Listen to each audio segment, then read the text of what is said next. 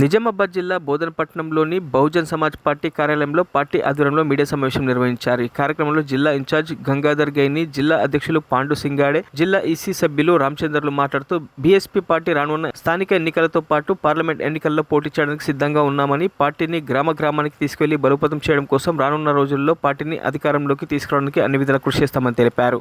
బోధన్ అసెంబ్లీలో ముఖ్యంగా మొన్న ఎమ్మెల్యే ఎలక్షన్ జరిగిన తర్వాత ఒక రివ్యూ అనేది బోధన్ ప్రతి అసెంబ్లీ స్థాయి జరుగుతుంది కాబట్టి మొట్టమొదటిగా బోధన్ స్థాయిలో ఏర్పాటు చేయడం జరిగింది. ఇందులో భాగంగానే రేపు రాబోయే పార్లమెంటరీ ఎలక్షన్లో ఏ విధంగా అయితే ఓటమి గెలుపు అనేది ఇది సాధ్యంగా నడుస్తున్నటువంటి రాజకీయ వ్యవస్థలో ప్రజాస్వామ్యం ఏదైతే ప్రజలు ఇచ్చిన తీర్పుని మనం గౌరవిస్తూనే రేపు రాబోయే పార్లమెంట్ ఎలక్షన్లో ఏ విధంగా పోవాలని చెప్పేసి కార్యకర్తలతో ముఖ్య కార్యకర్తల సమావేశం నిర్వహించడం జరుగుతుంది. ఇందులో భాగంగానే రేపు 15 జనవరి రోజు ముఖ్యంగా ఈరోజు జరుగుతున్నటువంటి సమావేశం యొక్క ముఖ్య ఉద్దేశం గత అసెంబ్లీ ఎన్నికల తర్వాత బహుజన్ సమాజ్ పార్టీని మళ్ళీ గ్రామాన బలోపేతం చేయడం కోసం,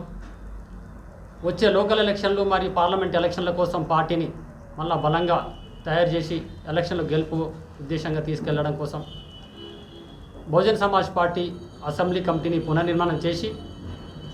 బహుజన్ సమాజ్ పార్టీ యొక్క సిద్ధాంతాన్ని గ్రామానికి తీసుకెళ్ళి మహాపురుషుల త్యాగాలని ప్రతి గ్రామానికి తీసుకెళ్ళి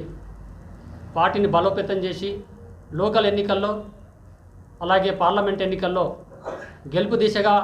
తీసుకెళ్లడానికి మా వంతు కృషి చేయడానికి ఈరోజు మేము ఒక సమీక్ష మరియు అసెంబ్లీ సమావేశం ఏర్పాటు చేయడం జరిగింది. ముఖ్యంగా గత అసెంబ్లీ ఎన్నికల్లో బహుజన్ సమాజ్ పార్టీ చేసిన పోరాటం చాలా అమోఘమైనది, చాలా అద్భుతమైనది. బహుజన్ సమాజ్ పార్టీ చేసినటువంటి పోరాటం వల్లనే టీఆర్ఎస్ యొక్క బలహీనతను బయటపెట్టి కాంగ్రెస్కు పట్టం కట్టినటువంటి తెలంగాణ ప్రజలు ముందుగా మహాపురుషులను స్మరించుకుంటూ నేటి అసెంబ్లీ స్థాయి సమావేశానికి విచ్చేసినటువంటి ఎలక్ట్రానిక్ మీడియా, పేపర్ మీడియా వాళ్ళకి